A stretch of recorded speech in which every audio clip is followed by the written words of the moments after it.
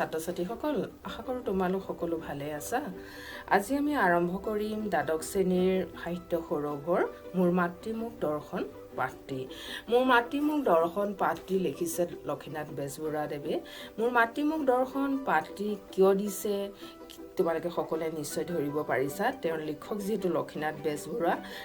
বেজবৰুৱাক বাদ দি আমাৰ অসমীয়া সাহিত্য আমি কি কৰিব একোই কৰিব নোৱাৰো অসমীয়া সাহিত্যৰ প্ৰতি ক্ষেত্ৰতে প্ৰতি পদক্ষেপতে আমাৰ লক্ষীনাথ বেজবৰুৱাদেৱৰ হাত আছে তেওঁ সকলো ক্ষেত্ৰতে আমাৰ কি হৈছে আমাৰ সকলো দিশ তেওঁ দেখুৱাই গৈছে সেই কাৰণে আমাৰ প্ৰধান উদ্দেশ্যটো হৈছে লক্ষীনাথ বেজবৰুৱাদেৱৰ বিষয়ে জ্ঞান লাভ কৰাটো কাৰণ লক্ষীনাথ বেজবৰুৱাদেৱৰ বিষয়ে যদি আমি নাজানো তেতিয়ালে অসমীয়া সাহিত্য পঢ়াৰ কিবা অৰ্থ থাকিব পাৰে জানো গতিকে মোৰ মাতৃমুখ দৰ্শন এই লক্ষীনাথ বেজবৰুৱাদেৱৰ পাঠটো নিৰ্বাচন কৰাৰ উদ্দেশ্য যেটো আমি ইতিমধ্যে তোমালোকে সকলোৱে গম পাইছা ইয়াৰ প্ৰধান উদ্দেশ্যটোৱে হৈছে আধুনিক অসমীয়া সাহিত্যৰ কাণ্ডাৰী বুলি কোৱা হয় কাক লক্ষীনাথ বেজবৰুৱাক কবিতা নাটক উপন্যাস চুটিগল্প প্ৰবন্ধ সকলো ক্ষেত্ৰতে তেওঁ কি হৈছে উল্লেখযোগ্য অৱদান আছে সাহিত্যৰ ঠিক হিতাপেৰে অভিহিত বেজবৰুৱাদেৱৰ ৰচনাৰাজি অসমৰ জাতীয় সম্পদ বুলি আমি ক'ব পাৰো সেইবাবে অসমৰ ছাত্ৰ-ছাত্ৰী বেজবৰুৱা আৰু তেওঁৰ ৰচনাৰ বিষয়ে জ্ঞান লাভ কৰাটো আমাৰ নৈতিক কৰ্তব্যৰ ভিতৰত পৰে আত্মজীৱনী মোৰ জীৱন সোঁৱৰণ প্ৰকাশ কৰাৰ উপৰিও আলোচনীৰ পাতত কেইবাটাও আত্মজীৱনীমূলক প্ৰবন্ধ আৰু ভ্ৰমণ কাহিনী তেওঁ লিখি থৈ গৈছে তেওঁ আন গদ্য ৰচনাৰ দৰে সাহিত্যিক সৌন্দৰ্যৰ বিচাৰত নিমজ কথাশৈলী ৰচিত প্ৰবন্ধক এটি উৎকৃষ্ট সৃষ্টি বুলি আমি একে আশাৰে ক'ব পাৰো তোমালোকক তেওঁ ৰচনাৰ সোৱাদ দিয়াৰ উদ্দেশ্যে এই পাঠটো বিশেষকৈ নিৰ্বাচন কৰা হৈছে উদ্দেশ্যৰ বিষয়ে গম পোৱাৰ পাছতে আমি গম পাব লাগিব লেখকৰ পৰিচয় বা লেখক পৰিচিতি সাহিত্যৰথী লক্ষীনাথ বেজবৰুৱাদেৱৰ জন্ম হৈছিল 1864 চনত নগাঁও জিলাৰ আহতগুৰিত শিৱসাগৰ চৰকাৰী হাইস্কুলৰ পৰা 1886 চনত এন্ট্ৰেন্স পৰীক্ষাত উত্তীৰ্ণ হৈ তেওঁ উচ্চ শিক্ষাৰ বাবে ক'ত গৈছিল কলকাতালৈ কলকাতাৰ জেনেৰেল এছেম্বলি ইনষ্টিটিউচনৰ পৰা BA পাছ কৰে আৰু ইংৰাজীত MA আৰু আইন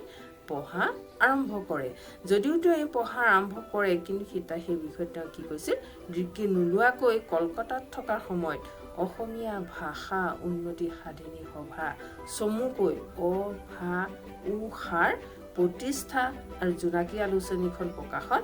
আগভাগ লয় তেওঁ বিবাহ কৰে বংগৰ বিখ্যাত ঠাকুৰ পৰিয়ালৰ কন্যা প্ৰজ্ঞা সুন্দৰী দেৱী জোনাকী পাতত তেওঁৰ দ্বাৰা ৰচিত গল্পৰ জৰিয়তে অসমীয়া চুটিগল্পৰ শুভাৰম্ভ ঘটে কবিতা নাটক চুটিগল্প ৰম্য ৰচনা প্ৰবন্ধ সমালোচনা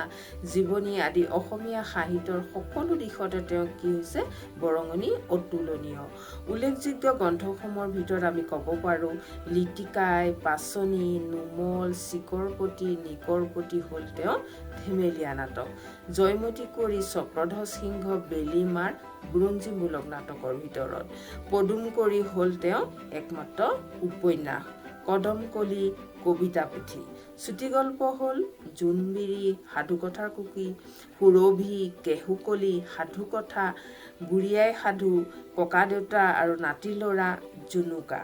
হাস্যব্যংগ ৰচনাৰ ভিতৰত কিপাবৰ বৰবৰুৱাৰ কাকতৰ টোপোলা কিপাবৰ বৰুৱাৰ উভতনি বৰবৰুৱাৰ বুলনি বৰবৰুৱাৰ ভাবৰ বুৰবুৰণি জীৱনী ডাঙৰীয়া দীননাথ বেজবৰুৱাৰ সংক্ষিপ্ত জীৱনচৰিত শ্ৰী শ্ৰী শংকৰদেৱ মহাপুৰুষ শ্ৰী শংকৰদেৱ আৰু মাধৱদেৱ এইখন হৈছে তেওঁ জীৱনী আত্মজীৱনীৰ ভিতৰত হ'ল মোৰ জীৱন সোঁৱৰণ তত্ত্বমূলক গ্ৰন্থৰ ভিতৰত পৰে তত্ত্বকথা শ্ৰীকৃষ্ণ কথা বেজবৰুৱাদেৱে বাঁহী আলোচনী সম্পাদনা কৰে